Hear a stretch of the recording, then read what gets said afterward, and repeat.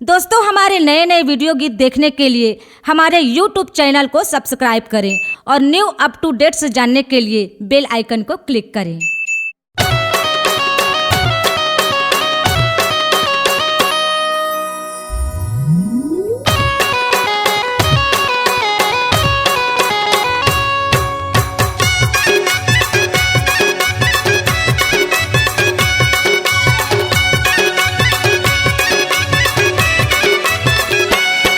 मोर गुरु बाबा के गिरौदपुरी है गाँव,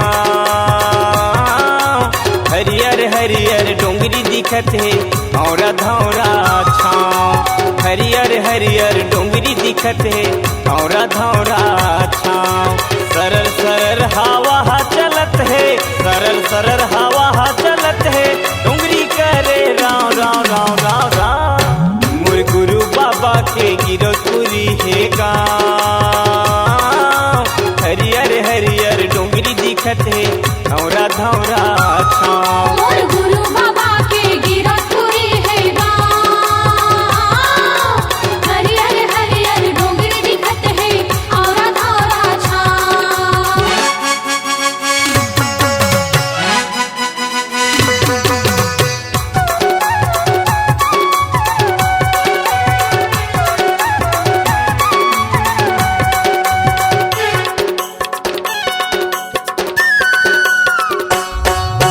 छाता पहाड़ छाता सही दिखे, उहेला बाबा के साधना है, उहेला बाबा के साधना है।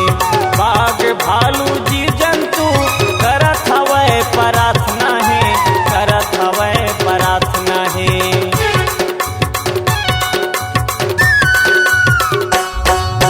छाता पहाड़ छाता सही दिखे, उहेला बाबा के साधना है, उहेला बाबा के साधना है। बाघ भालू जीव जंतु करत हवै प्रार्थना है, करत हवै प्रार्थना है। ध्यान लगाए बैठे गुरु बाबा, ध्यान लगाए बैठे गुरु बाबा, लेवे सत्य नाव नाव नाव नाव नाव। मोर गुरु बाबा के गिरौदपुरी है गाँव, हरियर हरियर डोंगरी दिखत है धौरा धौरा छाँव। मोर गुरु बाबा के गिरौदपुरी है गाँव, हरियर हरियर डोंगरी दिखत है धौरा धौरा छाँव।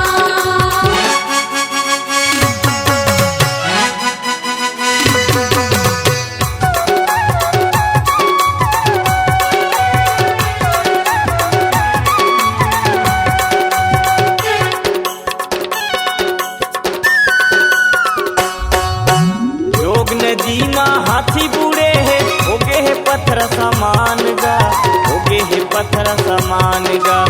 पचकुंडी के पानी ला पी के होवा थवै कल्याण गा, होवा थवै कल्याण गा।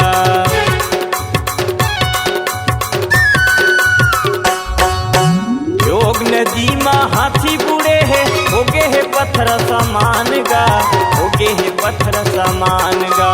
पचकुंडी के पानी ला पी के होवा थवै कल्याण गा, होवा थवै कल्याण गा।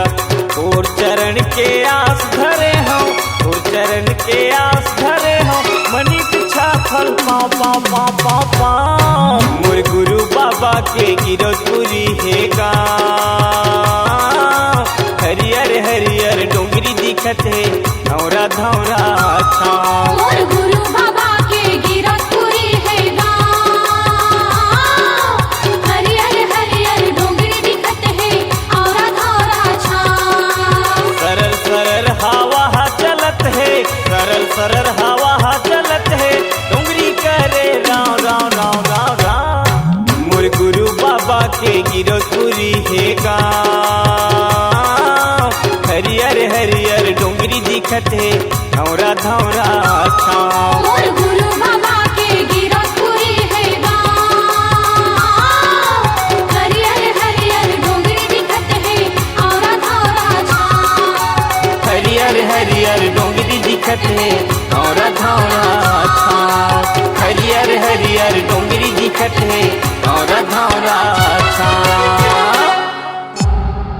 C-Log Digital Recording Studio, Cordoba, Contact number 99071192215.